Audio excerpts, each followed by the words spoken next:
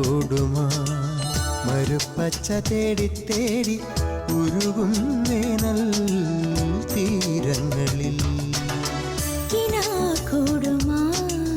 മരുപ്പച്ച തേടി തേടി ഉരുകും വേനൽ തീരങ്ങളിൽ തളരുന്ന നേരം കരുത്തേകുവാൻ പാതയമായി പൊഴിയും ദൈവസ്നേഹത്തിൻ ജീവാമൃതം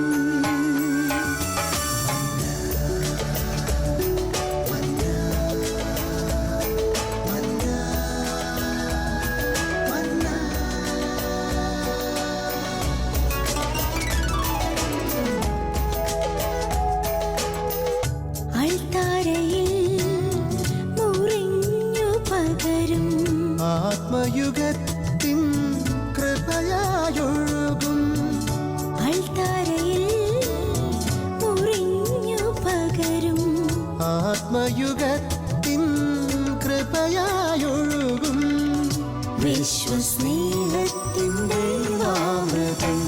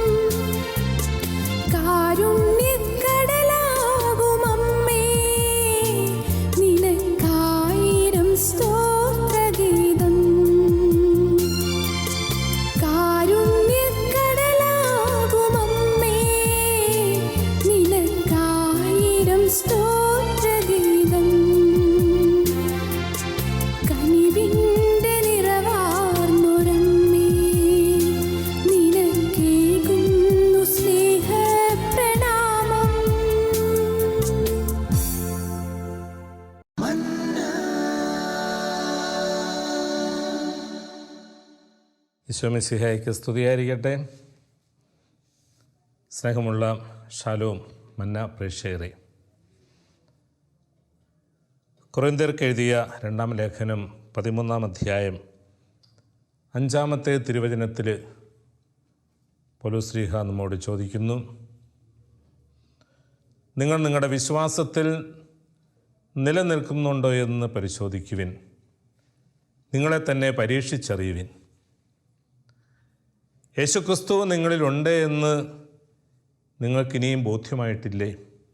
ഇല്ലെങ്കിൽ നിങ്ങൾ തീർച്ചയായും പരീക്ഷയിൽ പരാജയപ്പെട്ടിരിക്കുന്നു. നമ്മുടെ മുൻപിൽ വലിയ വെല്ലുവിളി ഉയർത്തുന്ന ഒരു കാര്യമാണ് പൗലോസ്ലീഹ വെച്ചിരിക്കുന്നത്. എല്ലാവരും ഫുൾ A+ മേടിക്കാൻ ഓടി നടക്കുന്ന കാലമാണ്. നമ്മുടെ വിശ്വാസത്തിൻ്റെ ഫുൾ A+, അത് യേശുക്രിസ്തു നമ്മളിലുണ്ട് എന്നുള്ള ഒരു ആഴമായ ബോധ്യമാണ്. പൗലോസ്ലീഹ തന്നെക്കുറിച്ച് തന്നെ പറയുന്നുണ്ട്, ക്രിസ്തു എന്നിൽ ഉരുവാകുവോളം ഞാൻ ഈറ്റുനോവ് അനുഭവിക്കുകയാണ്. അപ്പോൾ പൗലോസ്ലീഹയുടെ ഏറ്റവും വലിയ ആഗ്രഹം ഈശോ തന്നിൽ ഉരുവാവുക, ഈശോയെ നേടിയെടുക്കുവാനായിട്ട് സാധിക്കുക. ഫിലിപ്പി ലേഖനം 3-ാം അധ്യായം 8-9 തിരുവചനങ്ങളിൽ നമ്മൾ വായിക്കുന്നുണ്ട്, യേശുക്രിസ്തുവിനെ പറ്റിയുള്ള അറിവ് കൂടുതൽ ശ്രേഷ്ഠമാകിയാൽ സകലതും ഉച്ഛിഷ്ടം പോലെ ഞാൻ പരിഗണിക്കുന്നു. ഇത് യേശുക്രിസ്തുവിനെ നേടുന്നതിനും അവനോടുകൂടെ ഒന്നായി കാണപ്പെടുന്നതിനും വേണ്ടിയാണ്. പ്രിയമുള്ളവരെ, നമ്മുടെ ജീവിതത്തിൻ്റെ ഏറ്റവും വലിയൊരു ആഗ്രഹവും അതാകട്ടെ. അനേക വിശുദ്ധർ ഈശോയുടെ ഈ ഒരു സാന്നിധ്യം സ്വന്തമാക്കിയവരാണ്, ഈശോയെ തന്നെ സ്വന്തമാക്കിയവരാണ്. വിശുദ്ധ ജോൺ പോൾ 2-ാമൻ മാർപ്പാപ്പ ഒരു അടിമപ്പെണ്ണിൻ്റെ അനുഭവം പറയുന്നുണ്ട്. ജോസഫൈൻ ബക്കിത, അവളൊരു അടിമപ്പെണ്ണായിരുന്നു. അവളെ പല യജമാനന്മാരും വാങ്ങിച്ചു, വിലയ്ക്ക് വാങ്ങിച്ചു. ഒത്തിരി കഷ്ടതകളേൽക്കേണ്ടി വന്നു, ഒത്തിരി അടികളേൽക്കേണ്ടി വന്നു, നിന്ദനങ്ങൾ, അവഹേളനങ്ങൾ, ജീവിതത്തിൽ ഒത്തിരിയേറെ പ്രയാസങ്ങളിലൂടെ കടന്നു പോകേണ്ടി വന്നു. പക്ഷെ അവസാനം അവളെ വാങ്ങിച്ചത് ഒരു ഇറ്റാലിയൻ ഓഫീസറാണ്. അദ്ദേഹത്തിൻ്റെ വീട്ടിൽ ചെന്നപ്പോൾ മുതലേ അവൾ വ്യത്യസ്തമായിട്ടുള്ളൊരു അനുഭവം ഉണ്ടായി. ജോസഫൈൻ ബക്കി നോക്കിയപ്പോൾ അദ്ദേഹം പ്രാർത്ഥിക്കുന്ന ദൈവം ഒരു പ്രത്യേകതയുള്ള ദൈവമാണ്. കുരിശിൽ കിടക്കുന്ന ദൈവം, ശരീരം മുഴുവനും അടികളേറ്റ ഒരു ദൈവം, ശരീരത്തെ ധാരാളം മുറിവുകളുള്ള ഒരു ദൈവം, തലയെ മുൾമുടി ധരിച്ചിരിക്കുന്ന ദൈവം. അവൾ ആ ദൈവത്തെക്കുറിച്ച് കൂടെ മനസ്സിലാക്കി. ഓഫീസർ പറഞ്ഞു കൊടുത്തു ആ ദൈവത്തെക്കുറിച്ച്. അവൾക്ക് വലിയ സന്തോഷമായി. അവിടെ നോക്കിയപ്പോൾ തന്നെ പോലൊരു ദൈവം, തൻ്റെ ജീവിതത്തിൽ ഒത്തിരിയേറെ അവഹേളനങ്ങൾ ഏറ്റെടുക്കേണ്ടി വന്നു. അങ്ങനൊരു ദൈവം ഇതാ കുരിശിൽ. തനിക്ക് ഒത്തിരി അടികളേൽക്കേണ്ടി വന്നു, ഇതാ അടികളേറ്റ ഒരു ദൈവം. തൻ്റെ ശരീരത്തിൽ ഒത്തിരി മുറിവുകളേൽക്കേണ്ടി വന്നു, ഇതാ മുറിവുകളേറ്റ ഒരു ദൈവം. അവളെപ്പോലൊരു ദൈവം. ആ ദൈവത്തിൽ അവളെ വിശ്വസിക്കാൻ തുടങ്ങി, ആ ദൈവത്തെ അവളെ സ്നേഹിക്കാൻ തുടങ്ങി, ആ ദൈവത്തോട് ചേർന്ന് ജീവിക്കാൻ തുടങ്ങി. ഫലമോ, അവളൊരു സന്യാസിനിയായി. അവസാനം വിശുദ്ധ ജോൺ പോൾ 2-ാമൻ മാർപ്പാപ്പ അവളെ വിശുദ്ധയെന്ന് നാമകരണം ചെയ്തു. അത്രമാത്രം യേശുക്രിസ്തുവിനോട് ചേർന്ന് ജീവിച്ചു, വിശുദ്ധയായി ജീവിച്ചു. പ്രിയമുള്ളവരെ, നമ്മളൊന്ന് ഓർത്ത് നോക്കിക്കുക, നമ്മുടെ ജീവിതത്തിൽ ഈശോയുടെ ജീവിതത്തിൽ അനുഭവിക്കാത്ത ഏതെങ്കിലും കഷ്ടപ്പാടുകൾ, മുറിവുകൾ, ബുദ്ധിമുട്ടുകൾ നമ്മുടെ ജീവിതത്തിലുണ്ടോ? യേശുക്രിസ്തുവിനോട് താതാത്മ്യപ്പെടുന്ന ഒരു ജീവിതമാകട്ടെ നമ്മുടേത്. നമുക്ക് മുൻപേ നമ്മൾ അനുഭവിക്കുന്ന എല്ലാ കാര്യങ്ങളിലൂടെയും കടന്നു പോയവൻ അവിടുന്ന്. എല്ലാ തരത്തിലുള്ള ബുദ്ധിമുട്ടുകളും ക്ലേശങ്ങളും അതെല്ലാം അവിടുന്ന് അനുഭവിച്ചു. എബ്രായ ലേഖനം 5-ാം അധ്യായത്തിൽ നമ്മൾ വായിക്കുന്നുണ്ട്, തൻ്റെ ഐഹിക ജീവിതകാലത്ത് തന്നെ രക്ഷിക്കുവാൻ കഴിവുള്ളവൻ്റെ പക്കൽ വലിയ വിലാപത്തോടും കണ്ണുനീരോടും കൂടി അവൻ തൻ്റെ പ്രാർത്ഥനകൾ സമർപ്പിച്ചെന്നാണ്.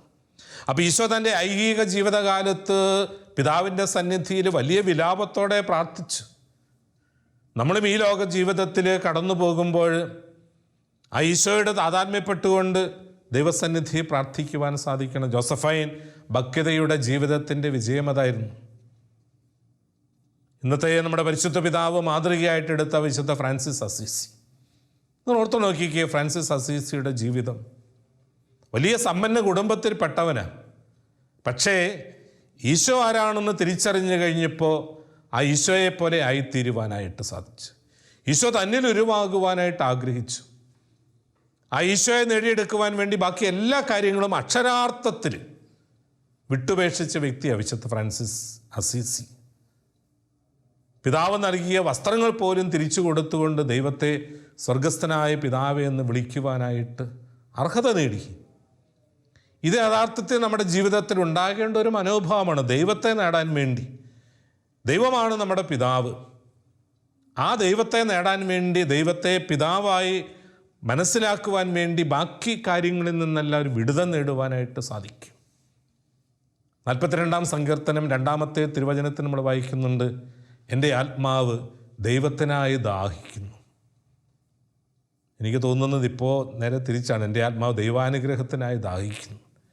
ഇന്ന് പല മേഖലകളിലും, ഒത്തിരി ആത്മീയ മേഖലകളിൽ, പ്രാർത്ഥനകളിൽ അങ്ങനെയൊക്കെ ഒത്തിരി ധാരാളം വളർച്ചകൾ ഉണ്ടായിട്ടുണ്ട് എന്ന് പറയുന്നുണ്ട്. പക്ഷേ നമ്മുടെ വ്യക്തിപരമായ ജീവിതത്തിൽ ഈശോ എന്തുമാത്രം വളരാനിടയായിട്ടുണ്ട്, ദൈവം എന്തുമാത്രം നമ്മുടെ ജീവിതത്തിലേക്ക് കടന്നു വരുവാനായിട്ടിടയായിട്ടുണ്ട്. നമ്മുടെ പരിശുദ്ധ പിതാവ് ഫ്രാൻസിസ് മാർപ്പാപ്പ നമുക്ക് കാണിച്ചു തരുന്നൊരു മാതൃക, ആ ഈശോയെപ്പോലെ ആയിത്തീരുന്നൊരു മാതൃകയാണ്.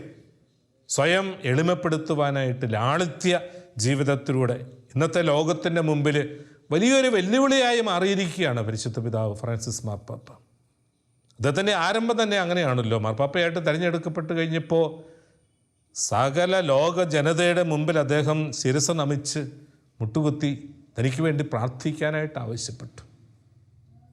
അത്രയും ലാളിത്യത്തോടെ, എളിമയോടെ സ്വന്തം ജീവിതത്തിൽ ദൈവത്തിൻ്റെ ഇടപെടൽ എന്തുമാത്രം ആവശ്യമാണെന്ന് മനസ്സിലാക്കി ആ ദൈവസന്നിധിയിൽ സ്വയം സമർപ്പിക്കുവാനായിട്ട് സാധിച്ച വ്യക്തിയാണ്. വിശുദ്ധ അൽഫോൻസാമ്മയുടെ ജീവിതം എടുക്കുക. വിശുദ്ധ അൽഫോൻസാമ്മ കുഞ്ഞുനാളിലെ മുതലേ സന്യാസ ജീവിതം ആരംഭിച്ച് ഈശോയെ മണവാളനായി സ്വീകരിച്ച് ജീവിക്കുവാനായിട്ട് ആഗ്രഹിച്ച വ്യക്തിയാണ്. വലിയ തീഷ്ണതയോടെ ഈശോയെ മണവാളനായി സ്വീകരിച്ചുകൊണ്ട് എല്ലാ എതിർപ്പുകളെയും അവഗണിച്ചുകൊണ്ട് അതിനുവേണ്ടി അവൾ തന്നെ സഹനങ്ങൾ ഏറ്റുവാങ്ങി അതിനുവേണ്ടി ബുദ്ധിമുട്ടി ഈശോയുമായി ഒരുമിച്ച് ജീവിക്കുവാനായിട്ട് ഇറങ്ങിപ്പുറപ്പെട്ടവൾ. അൽഫോൻസാമ്മയുടെ ജീവിതത്തിലുണ്ടായ അനുഭവങ്ങളൊന്ന് ഓർത്തു നോക്കിക്ക്. ഈ അൽഫോൻസാമ്മ ഈശോയോട് അത്രമാത്രം താതാത്മ്യപ്പെട്ട് ജീവിച്ചു. എന്തേ സഹനങ്ങൾ എനിക്ക് തരാത്തത് എന്ന് ഈശോയുടെ അടുക്ക് ചോദിച്ചു വാങ്ങിച്ചവളാണ് വിശുദ്ധ അൽഫോൻസാമ്മ. പ്രിയമുള്ളവരെ, ഈ വിശുദ്ധരുടെ ഒക്കെ ജീവിതം നമുക്ക് കാണിച്ചു തരുന്ന മാതൃകയും അതുതന്നെയാണ്. ദൈവം നമ്മളെ വിളിച്ചിരിക്കുമ്പോൾ തൻ്റെ സ്നേഹത്തിൽ നമ്മളായിരിക്കാൻ വേണ്ടിയിട്ട്. റോമലേഖനം 8-ാം അധ്യായം 28-ാമത്തെ തിരുവചനത്തിൽ നമ്മൾ വായിക്കുന്നുണ്ടല്ലോ, തന്നെ സ്നേഹിക്കുന്നവർക്ക്, തൻ്റെ പദ്ധതി അനുസരിച്ച് വിളിക്കപ്പെട്ടിരിക്കുന്നവർക്ക് ദൈവം എല്ലാം നന്മയ്ക്കായി പരിണമിപ്പിക്കുന്നു. ഈ ജോസഫൈൻ ഭക്തിയുടെ ജീവിതത്തിൽ ദൈവം എല്ലാം നന്മയ്ക്കായി മാറ്റി.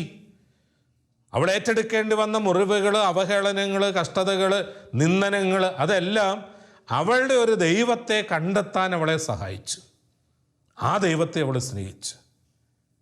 വിശുദ്ധ ഫ്രാൻസിസ് അസീസി യഥാർത്ഥത്തിൽ സ്വർഗസ്ഥനായ പിതാവിനെ കണ്ടെത്തുവാനായിട്ട് അക്ഷരാർത്ഥത്തിൽ അപ്പ എന്ന് വിളിക്കുവാനുള്ള യോഗ്യത നേടി. വിശുദ്ധ അൽഫോൻസാമ്മ അക്ഷരാർത്ഥത്തിൽ ഈശോയുടെ മണവാട്ടിയായി മാറി, ഈശോയുടെ ഒത്ത് സഹിച്ചു, ഈശോയുടെ എല്ലാ അനുഭവങ്ങളിലും തൻ്റെ ജീവിതത്തെ ചേർത്ത് നിർത്തി. മദർ തെരേസ സ്വന്തം ജീവിതത്തിൽ യേശുക്രിസ്തുവിനെ ഏറ്റുവാങ്ങി, സ്വന്തം ജീവിതത്തിൽ അനുഭവിച്ചു. മാത്രമല്ല, താൻ കാണുന്ന ഓരോ വ്യക്തിയിലും അതേ ക്രിസ്തുവിനെ കാണുവാനായിട്ട് മദർ തെരേസയ്ക്ക് സാധിച്ചു. അപ്പോൾ സ്വന്തം ജീവിതത്തിൽ യേശുക്രിസ്തുവിൻ്റെ സാന്നിധ്യമാണ് മദർ തെരേസയെ നയിച്ചത്. അത് എൻ്റെ ജീവിതത്തിൽ ഞാൻ യേശുവിനെ കണ്ടു, ഞാൻ യേശുക്രിസ്തുവിനോടുകൂടെ ജീവിക്കുന്നു എന്ന് വിളിച്ചു പറഞ്ഞുകൊണ്ട് നടക്കുകയല്ല ചെയ്തത്.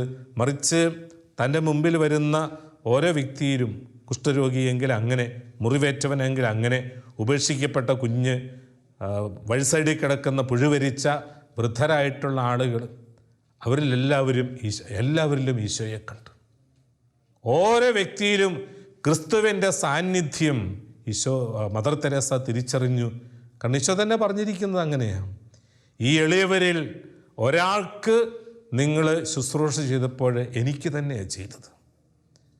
അപ്പോൾ സഹജീവികളിൽ ക്രിസ്തുവിനെ കാണുവാനായിട്ട് സാധിക്കും.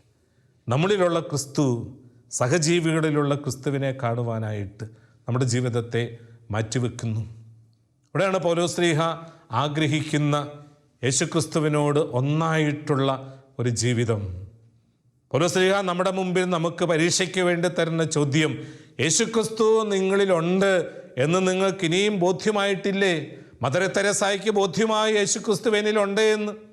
അതുകൊണ്ടാണ് മറ്റുള്ളവരിൽ അതേ യേശുക്രിസ്തുവിനെ, മദർ തന്നെ പറയുന്ന കാര്യം അതാണല്ലോ, രാവിലെ പ്രഭാതത്തിൽ അവിടെ അർപ്പിക്കപ്പെടുന്ന വിശുദ്ധ ബലിയിൽ വൈദികൻ്റെ കരങ്ങളിൽ ഉയർത്തപ്പെടുന്ന തിരുവോസ്തിയിൽ ഞാൻ ഈശോയെ കാണും. എന്നിട്ട് ഞാൻ പുറത്തേക്ക് ഇറങ്ങുമ്പോൾ അവിടെ കാണുന്ന ഓരോ വ്യക്തിയിലും അതേ ഈശോയെ തന്നെ ഞാൻ കാണും. വിശുദ്ധ ബലിയിൽ വൈദികൻ്റെ കരങ്ങളിൽ കണ്ട അതേ യേശുക്രിസ്തുവിനെ തന്നെ ഈ പുഴുവരിച്ച് കിടക്കുന്നവനിൽ, ഈ കുഷ്ഠരോഗിയിൽ, ഈ അനാഥ ശിശുവിൽ മദർ തെരേസ കണ്ടു. അവിടെയാണ് മദർ തെരേസയുടെ ഉള്ളിൽ, മദർ തെരേസ ഫുൾ A+ വാങ്ങിച്ച വ്യക്തിയാണെന്നാണ് എനിക്ക് തോന്നുന്നത്. സംശയമൊന്നുമില്ല. കാരണം തന്നെ മാത്രമല്ല, മറ്റുള്ളവരിലും യേശുക്രിസ്തുവിനെ കണ്ടു. ജോസഫൈൻ ബക്കിത പരീക്ഷയിൽ 100% മാർക്ക് വാങ്ങിച്ചവളാണ്, ഫുൾ A+ കിട്ടിയവളാണ്. കാരണം തന്നെപ്പോലെ ഒരു ദൈവത്തെ കണ്ട് ആ ദൈവത്തിന് തന്നെ സമ്പൂർണ്ണമായിട്ട് സമർപ്പിച്ചു. വിശുദ്ധ ഫ്രാൻസിസ് അസീസി ഫുൾ A+ കാരനാണ്, സംശയിക്കേണ്ട കാര്യമൊന്നുമില്ല. കാരണം അക്ഷരാർത്ഥത്തിൽ ദൈവത്തെ പിതാവേ എന്ന് വിളിച്ചു. ഈ യേശുക്രിസ്തു നമ്മളിലും ഉരുവാകണം. ഈ യേശുക്രിസ്തു നമ്മളിൽ വളരുവാനായിട്ടിടയാകണം. ഈ യേശുക്രിസ്തുവിനോട് ചേർന്നുള്ള ഒരു ജീവിതം നമ്മളിൽ ഉണ്ടാകണം. നമ്മൾ എന്തെങ്കിലും അനുഗ്രഹങ്ങൾ പ്രാപിക്കാൻ വേണ്ടി മാത്രം ഈശോയെ സ്നേഹിക്കുന്നവരല്ല, ആയിരിക്കരുത്. യോഹന്നാൻ്റെ സുവിശേഷം 6-ാം അധ്യായത്തിൽ 25-ാം തിരുവചനത്തിൽ നമ്മൾ വായിക്കുന്നുണ്ട്, തലേ ദിവസം അപ്പം ഭക്ഷിച്ച് തൃപ്തരായവർ പിറ്റേ ദിവസം വളരെ താല്പര്യത്തോടെ ഈശോ അന്വേഷിച്ചു വരിക. നോക്കിയപ്പോഴേ ഈശോ തലേ ദിവസം ഉള്ളിടത്തില്ല. അന്വേഷിച്ച് എന്തേ ഈശോ? പോയി ഈശോ ഉണ്ടെന്ന് പറഞ്ഞ് കേട്ട സ്ഥലത്തേക്ക് പോയി. അവിടെ ചെന്ന് കഴിഞ്ഞപ്പോൾ വളരെ സ്നേഹത്തോടെ ചോദിക്കുക, ഗുരു അങ്ങ് എപ്പോൾ ഇവിടെ എത്തി? ഞങ്ങളെവിടെയെല്ലാം അന്വേഷിച്ചു. ഈശോ അവരുടെ മുഖത്ത് നോക്കിക്കൊണ്ട് പറഞ്ഞു, നിങ്ങൾ അടയാളങ്ങൾ കണ്ടതുകൊണ്ടല്ല, അപ്പം ഭക്ഷിച്ച് തൃപ്തരായതുകൊണ്ട് മാത്രമാണ് എന്നെ അന്വേഷിക്കുന്നത്. നശ്വരമായ അപ്പത്തിന് വേണ്ടി അധ്വാനിക്കാതെ മനുഷ്യപുത്രൻ നൽകുന്ന നിത്യജീവൻ്റെ അപ്പത്തിന് വേണ്ടി നിങ്ങൾ അധ്വാനിക്കുവിൻ. ഈശോ തിരിച്ചറിഞ്ഞു അവരുടെ കാര്യം, അവരുടെ ഉദ്ദേശം ഈശോ തിരിച്ചറിഞ്ഞു. ഈശോ നമ്മുടെ ഉദ്ദേശങ്ങളും തിരിച്ചറിയുന്നുണ്ട്. കാര്യപ്രാപ്തിക്ക് വേണ്ടി, കാര്യസാധ്യത്തിന് വേണ്ടി മാത്രം ഈശോയെ തേടുന്നവരാകരുത് നമ്മൾ. നമ്മുടെ ജീവിതത്തിന് എന്തെങ്കിലും പ്രതിസന്ധികൾ ഉണ്ടാകുമ്പോൾ, രോഗങ്ങളുണ്ടാകുമ്പോൾ മാത്രം കർത്താവിൻ്റെ സന്നിധിയിൽ വിളിച്ചപേക്ഷിക്കുന്നവരാകരുത് നമ്മൾ. നമുക്കറിയാം, രക്തസ്രാവക്കാരി സ്ത്രീ, അവളെന്തുകൊണ്ടാണ് ഈശോയുടെ വസ്ത്രത്തെ സ്പർശിച്ചത്? അവൾക്ക് ബോധ്യമുണ്ടായിരുന്നു, ഞാൻ ഈശോയെ സ്പർശിച്ചാൽ എനിക്ക് സൗഖ്യം കിട്ടും. അവൾ ഈശോയെ അറിഞ്ഞവളല്ല, കണ്ടവളാണ്, പക്ഷേ അറിഞ്ഞവളല്ല. ഈശോയുടെ വിശ്വാസത്തിൽ കടന്നു വന്നത് മറ്റൊന്നും കണ്ടിട്ടല്ല, മറിച്ച് യേശുക്രിസ്തുവിനെ അവൾ വ്യക്തിപരമായി സ്വന്തമാക്കി അനുഭവിച്ച ആ യേശുക്രിസ്തുവിന് തൻ്റെ ജീവിതത്തിന് ആവശ്യമായിട്ടുള്ള കൃപകൾ നൽകുവാൻ സാധിക്കും എന്നുള്ള ബോധ്യത്തിലേക്ക് അവൾ വളർന്നതുകൊണ്ടാണ്. ഈശോ പറഞ്ഞു, നിത്യജീവൻ നൽകുന്ന ആ അപ്പത്തിന് വേണ്ടി നിങ്ങൾ അധ്വാനിക്കുവിൻ. ആ ഈശോയെ നേടിയെടുക്കുവാനുള്ള മാർഗവും ഈശോ പറഞ്ഞു തരുന്നുണ്ട്. യോഹന്നാൻ്റെ സുവിശേഷം 6-ാം അധ്യായത്തിൻ്റെ പകുതി മുതലുള്ള ഭാഗം മുഴുവനും അതാണ്. സ്വർഗത്തിൽ നിന്നിറങ്ങി വന്ന ജീവനുള്ള അപ്പം ഞാനാണ്. ഈ അപ്പം ഭക്ഷിക്കുന്നവൻ എന്നേക്കും ജീവിക്കും. ഈശോയെ സ്വീകരിക്കുവാൻ, ഈശോയെ സ്വന്തമാക്കുവാൻ, ഈശോയുടെ കൂടെ ഒന്നായിത്തീരുവാൻ ഇന്ന് നമുക്ക് നൽകപ്പെട്ടിരിക്കുന്ന ആ ഏറ്റവും വലിയ മാധ്യമം മറ്റൊന്നുമല്ല, ദിവ്യകാരുണ്യമാണ്. അപ്പത്തിലൂടെ നമ്മളിലേക്ക് കടന്നു വന്ന് നമ്മളിൽ വസിച്ച് നമ്മോട് ഒന്നായിത്തീരുന്ന ആ ഒരു ഈശോ. എത്ര വലിയ ഭാഗ്യമുള്ളവരാണ് നമ്മൾ, എത്ര വലിയ അനുഗ്രഹം പ്രാപിക്കുന്നവരാണ് നമ്മൾ. നമ്മോട് താതാത്മ്യപ്പെടുന്ന ഒരു ദൈവം, നമ്മുടെ ഉള്ളിലേക്ക് കടന്നു വരുന്ന ഒരു ദൈവം, നമ്മുടെ ശരീരത്തിൻ്റെ ഭാഗമായിത്തീരുന്ന ഒരു ദൈവം, നമ്മുടെ ജീവിതത്തിൻ്റെ ഭാഗമായിത്തീരുന്ന ഒരു ദൈവം. പൗലോസ്ലീഹ അത് അനുഭവിച്ചുകൊണ്ട് പറഞ്ഞു, ഞാനല്ല, യേശുക്രിസ്തു എന്നെ ജീവിക്കുന്നു. ഞാൻ ചെയ്യുന്ന പ്രവർത്തികൾ അതെൻ്റെ പ്രവർത്തികളല്ല, യേശുക്രിസ്തുവിൻ്റെ പ്രവർത്തികളാണ്. യേശുക്രിസ്തുവിൻ്റെ ശരീരത്തിലുണ്ടായിരുന്ന അടയാളങ്ങൾ എൻ്റെ ശരീരത്തിൽ ഞാൻ സംവഹിക്കുന്നുവെന്ന് പൗലോസ്ലീഹ പറയുന്നു. അത്രമാത്രം യേശുക്രിസ്തുവുമായിട്ട് താതാത്മ്യപ്പെട്ട് പൗലോസ്ലീഹ. നമ്മളൊക്കെ യേശുക്രിസ്തുവിനോട് താതാത്മ്യപ്പെട്ട് ജീവിക്കേണ്ടവർ. യേശുക്രിസ്തു നമ്മളിൽ വളരണം. നമ്മുടെ ജീവിതത്തിൽ യേശു ഉണ്ട് എന്നുള്ള ബോധ്യത്തോടെ, യേശുവിൻ്റെ സാന്നിധ്യമുണ്ട് എന്നുള്ള ബോധ്യത്തോടെ നമ്മൾ ജീവിക്കണം. നമ്മൾ കാണുന്നുണ്ട് ശിഷ്യന്മാരും ഈശോയും കടലിൽ യാത്ര ചെയ്യുമ്പോൾ ഈശോമരത്ത് തലയണയൊക്കെ വെച്ച് കിടന്നുറങ്ങുകയാണ്. ശിഷ്യന്മാർ വലിയ ഉണർവോടെ അവർ വള്ളം തുഴഞ്ഞ് ഇപ്പം അക്കരെ എത്താമെന്ന് വിചാരിച്ച് അവർ പോവുക. പക്ഷേ വഴി വെച്ച് ഇടയ്ക്ക് വെച്ച് കാറ്റും കൂടും എല്ലാം ഉണ്ടായി. അവർ ഭയപ്പെട്ടു, അത്യധികം ഭയപ്പെട്ടു. അവർ അസ്വസ്ഥരായി. അവർ ഭയവിഹലരായിട്ട് ഈശോയെ വിളിച്ച് പ്രാർത്ഥിക്കുക, ഗുരു, ഞങ്ങൾ നശിക്കാൻ പോകുന്നു, നീ ഇത് കാണുന്നില്ലേ? ഈശോയുടെ സാന്നിധ്യം അത് അവർക്ക് അനുഭവിക്കാൻ പറ്റിയില്ല. അതുകൊണ്ടാണ് അവർ അസ്വസ്ഥരായത്, അതുകൊണ്ടാണ് അവരൊരു ഭയവിഹലരായത്. പ്രിയമുള്ളവരെ, നമ്മുടെ ജീവിതത്തിലെ കർത്താവിൻ്റെ സാന്നിധ്യം നമ്മുടെ എല്ലാ അസ്വസ്ഥതകളിൽ നിന്നും ഭയങ്ങളിൽ നിന്നും നമുക്ക് വിടുതൽ നൽകുവാനായിട്ടിടയാകണം. വിശുദ്ധ ഗ്രന്ഥത്തിൽ നമ്മൾ ധാരാളം പ്രാവശ്യം കാണുന്നുണ്ട് ദൈവത്തിൻ്റെ ആ വാഗ്ദാനം, ഭയപ്പെടേണ്ട, ഞാൻ നിങ്ങളോട് കൂടെയുണ്ട്, ഞാൻ നിൻ്റെ വലം കൈ പിടിച്ചിരിക്കുന്നു. നമ്മുടെ വലം കൈ പിടിച്ച് കൂടെ നടക്കുന്ന ആ ഒരു ദൈവത്തിൻ്റെ സാന്നിധ്യം അത് നമുക്ക് എന്തുമാത്രം ശക്തിയാണ്. എത്ര വലിയ അനുഭവങ്ങൾ വന്നോട്ടെ, എത്ര വലിയ നിരാശകൾ വന്നോട്ടെ, ദൈവം നമ്മോടൊപ്പം ഉള്ളപ്പോൾ നമ്മൾ എന്തിനാണ് ഭയപ്പെടുന്നത്? പൗലോസ്ലീഹ ചോദിക്കുന്നത് പോലെ, ദൈവം നമ്മുടെ പക്ഷത്തെങ്കിൽ ആർക്ക് നമുക്ക് എതിരെ നിൽക്കാൻ സാധിക്കും? ബുദ്ധിമുട്ടുകൾ വരും, കഷ്ടതകൾ വരും. ഈശോ തന്നെ പറഞ്ഞു, അത് ലോകത്തിൽ നിങ്ങൾക്ക് കഷ്ടപ്പാടുകൾ ഉണ്ടാകും, എങ്കിലും ധൈര്യമായിരിക്കുവിൻ, ഞാൻ ലോകത്തെ ജയിച്ചിരിക്കുന്നു. അപ്പോൾ ലോകത്തെ ജയിച്ചവൻ നമ്മുടെ ഉള്ളിലുണ്ടെങ്കിൽ, ലോകത്തെ ജയിച്ചവൻ നമുക്ക് കൂട്ടുണ്ടെങ്കിൽ, നമുക്ക് എത്ര വലിയ കഷ്ടതകൾ വന്നാലും നമ്മൾ അതിന് അടിമപ്പെട്ടു പോകാതെ, പരാജയപ്പെട്ടു പോകാതെ 100% മാർക്ക് വാങ്ങിക്കുന്ന, ഫുൾ A+ വാങ്ങിക്കുന്ന ഉത്തമ വിശ്വാസികളായി തീരുവാനായിട്ട് നമുക്ക് സാധിക്കും. വിശ്വാസത്തിൻ്റെ ജീവിതം നയിക്കുന്നവരായി തീരുവാനായിട്ട് സാധിക്കും. വിശ്വാസം ഉണ്ട് എന്ന് പറഞ്ഞത് കണ്ട് കാര്യമായില്ല. വിശ്വാസത്തിൻ്റെ ജീവിതം ദൈവത്തോട് ചേർന്നുള്ള ജീവിതമാണ്, യേശുക്രിസ്തുവിനോട് ചേർന്നുള്ള ഒരു ജീവിതമാണ്. കൂടെ നടക്കുന്ന ദൈവത്തിൻ്റെ സാന്നിധ്യം തിരിച്ചറിഞ്ഞ് ഈശോ പറഞ്ഞു, ഞാൻ നിങ്ങളെ അനാഥരായി വിടുകയില്ല, ഞാൻ വീണ്ടും നിങ്ങളുടെ അടുക്കിലേക്ക് വരും. ഈശോ ഓരോ ദിവസവും നമ്മുടെ അടുക്കിലേക്ക് വരുന്നു ദിവ്യകാരുണ്യത്തിലൂടെ. നമ്മുടെ പ്രാർത്ഥനാ നിമിഷങ്ങളിൽ കർത്താവിൻ്റെ ആ ഒരു സാന്നിധ്യം നമുക്ക് തിരിച്ചറിയാം. ആ കർത്താവിൻ്റെ സാന്നിധ്യം അനുഭവിച്ചുകൊണ്ട്, കർത്താവ് നമ്മളിലുണ്ട് എന്ന ഉറച്ച ബോധ്യത്തോടെ നമ്മൾ പരീക്ഷയിൽ പരാജയപ്പെടുന്നവരാകാതെ, ജീവിതത്തിൽ പരാജയപ്പെടുന്നവരാകാതെ, ജീവിതത്തിൽ വിജയിച്ച് ഫുൾ A+ വാങ്ങി സന്തോഷത്തോടെ നമ്മുടെ ജീവിതത്തെ മുന്നോട്ട് കൊണ്ടുപോകാം. ഇനിയും നമുക്ക് ധാരാളം നേട്ടങ്ങൾ നമ്മുടെ ജീവിതത്തിൽ നേടുവാനുണ്ട്. അതെല്ലാം നല്ല ഈശോ നമുക്കെല്ലാവർക്കും നേടിത്തരത്തെ. നമുക്ക് പ്രാർത്ഥിക്കാം. കർത്താവായ ഈശോയെ, അവിടുന്ന് ഞങ്ങൾക്ക് നൽകുന്ന വലിയ ചൈതന്യത്തെ ഓർത്ത് നന്ദി പറയുന്നു. അവിടുന്ന് ഞങ്ങളിലുണ്ട് എന്ന പൂർണ്ണ വിശ്വാസത്തോടെ ജീവിക്കുവാനായിട്ട് ഞങ്ങളെ അനുഗ്രഹിക്കണമേ. പ്രത്യേകിച്ച് ദിവ്യകാരുണ്യത്തിലൂടെ അവിടുന്ന് ഞങ്ങളിലേക്ക് കടന്നു വന്ന് ഞങ്ങളുടെ ജീവിതത്തിൻ്റെ ഭാഗമായി ഞങ്ങളിലൊരുവനായി തീരുന്നുവല്ലോ.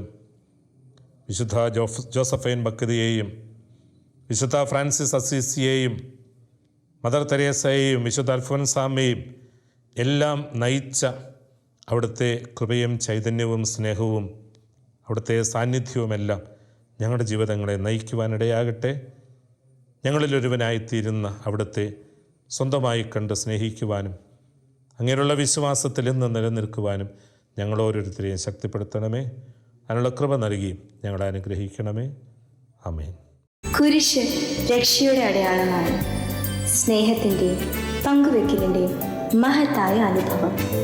ആ വലിയ രക്ഷയുടെ സാന്നിധ്യം നമ്മുടെ ജീവിതത്തെ സമ്പൂർണ്ണമാക്കട്ടെ. ഏവർക്കും ക്രിസ്തു സ്നേഹവും സമാധാനവും നേരുന്നു. പ്രാർത്ഥനയും നമുക്ക് പരസ്പരം ഓർമ്മിക്കാം. നിങ്ങളുടെ അഭിപ്രായങ്ങളും നിർദ്ദേശങ്ങളും ഞങ്ങളെ അറിയിക്കാൻ മറക്കരുത്. eldroyvision.uae@gmail.com. വിശ്വസ്നേഹത്തിൻ്റെ അമൃതം